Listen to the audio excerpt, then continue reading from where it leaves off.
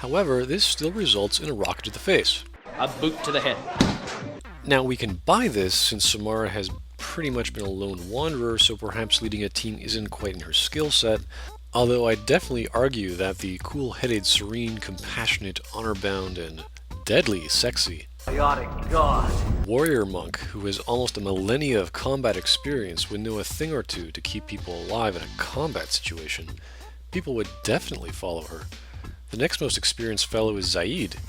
Now, he has a mixed bag since in some of his monologues he reveals that he got a few of his team members wiped out on missions. He's also the co-founder of a mercenary group and dealt specifically with organizing the men, let alone surviving one of his own suicide missions. There's arguments for both in either case, depending on how you interpret those stories over his 20-year mercenary career. However, Zaeed is interesting because he gets a character arc. If you choose a Paragon path, his loyalty mission deals specifically with the concept of being part of a team. This is where Zaeed is forced to accept and grow as a character, whereas Jacob gets something like an anti-character arc and doesn't like the idea of protecting one of the guys who's best suited for a leader role. Jacob, stay with Garrus.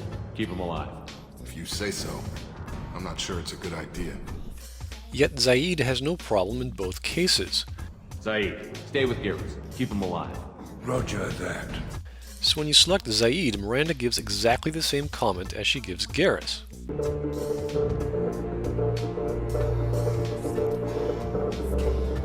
Zaeed, you're in charge of the second team. Well, at least he knows what he's doing. But the effects aren't the same, and we get a rocket to the face. To the head. Ugh. And one more for the win. Now, aside from some of the mixed messages and illogic of some of these selections, the fact that you need the right leader's loyalty as well as the right tech expert's loyalty, or else the tech expert gets a rocket to the face, doesn't make any sense. What does the second fire team leader have anything to do with the tech expert? They're bringing everyone else along with them, so how does that get the tech expert killed? No matter who you pick to lead, it seems they did their job just fine. And at that point, it's either Shepard's fault or really just sheer luck that the door suddenly jammed and a missile gets through. How does the concept of loyalty apply here? I could buy it if the tech expert is nervous and causes the door to jam, but it still jams if they are loyal, and the second fire team leader isn't? Additionally, one of the characters is a robot with 1,000 AIs in it. What would 1,000 AI fanboys care about loyalty? And how would that impact their mental state of pure logic and efficiency when trying to hack a computer door? For the biotic bubble babe, once again Miranda acts as the tutorial leader and says, I could do it too. In theory, any biotic could handle it. Yeah, thanks Miranda. Now the obvious choices are the two powerful biotics, Jack or Samara, or Morinth if you're a sadistic idiot or just a completionist. The question becomes, why couldn't they both maintain the field? Seems like a pretty grueling task to start playing Final Fantasy Crystal Chronicles with your mind.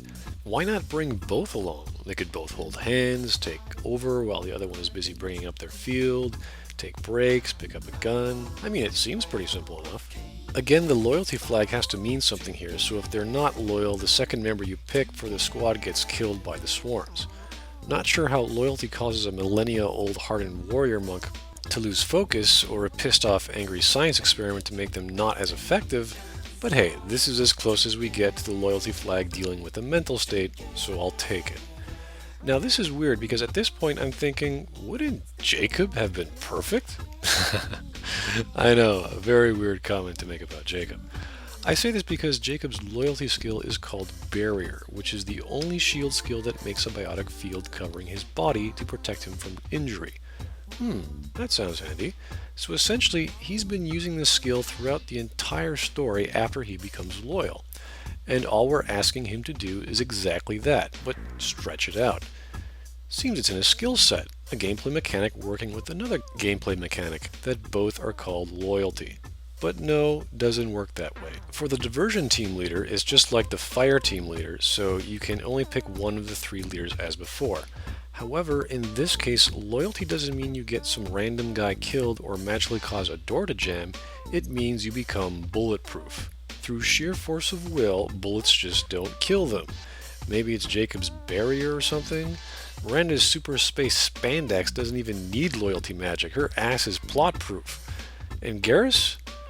Man, his suit is still full of bullet holes, but he can just shrug those off. I guess he's just used to getting shot at or something, so it's no big deal. For the escort, depending on who you save from your crew, you need to send an escort back to the Normandy. Loyalty means everyone dies, or everyone lives, or some live, or whatever. How this works, I'm not sure. Whereupon fireteam leaders deal with combat maneuvers. Here, it's just one guy and a bunch of defenseless people.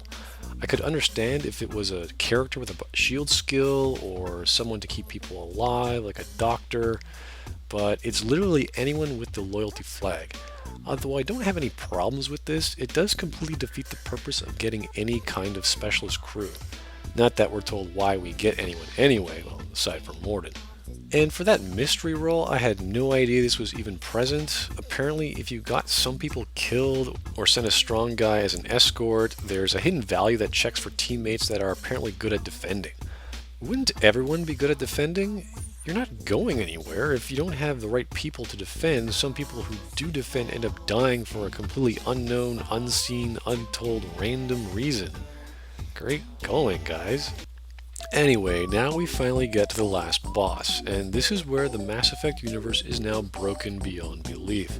There's not much else I can say about this scene that you yourself didn't already think of. The last boss is a massive cybernetic baby biped reaper made of liquid humans, minus the biped, and an embryonic stage of growth. There's several things horribly wrong with this. 1. Shape and size, and why.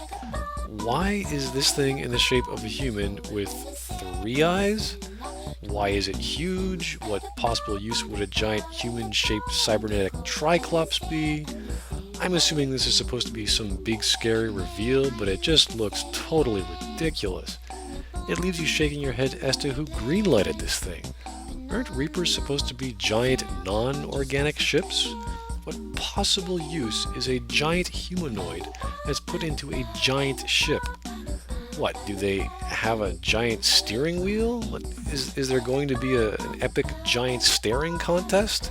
With death rays shooting out of its 3 eyes as well as its chest? Come on. 2. Liquid humans? What does liquid Soylent Green do? Now, I can understand if you're destroying a certain organ, let's say a muscle, and breaking them down into tissues, and you can use that as a building material for a giant muscle organ. That kind of makes sense. But melting everything down? That's just dumb. We were led to believe Reapers were these super old AIs who look at organics as ants. So what would grafting this blended mess of inferior organic goo into a logical, efficient giant robot? What's the possible benefit here? Originally, I have thought that some kind of neural net would have been constructed, like maybe with nanotechnology, kind of like a cybernetic Great Link like Odo from DS9. But these people are liquefied. Their minds and now their brains are gunk. If there was some exposition explaining that the mind is preserved, or there's synapses and neurons and this is how it works, then I could buy it. But we literally get nothing to explain this ridiculous idea. What the hell is this? 3. Time to completion? Apparently this will take several decades to complete if we understand that the collectors need millions of humans, which means they're going to go through the entire Terminus system and eventually Council and Alliance space. One of your squad mates will comment on the collector's ship that they're going to target Earth. Not if we stop them. just by observing the size of the interior of the ship and the number of pods on the ceiling. Is that foreshadowing? Because that doesn't make any sense. How do they know this? Just because there are a lot of pods and that they're going to be filled? They're so far away. How do they know they're not already filled? At that point in the story, they couldn't possibly know their use or even why they're collecting humans. But if the collectors make it to Alliance Council space, they'll get torn apart. They're just one ship. Their plan is going to fail.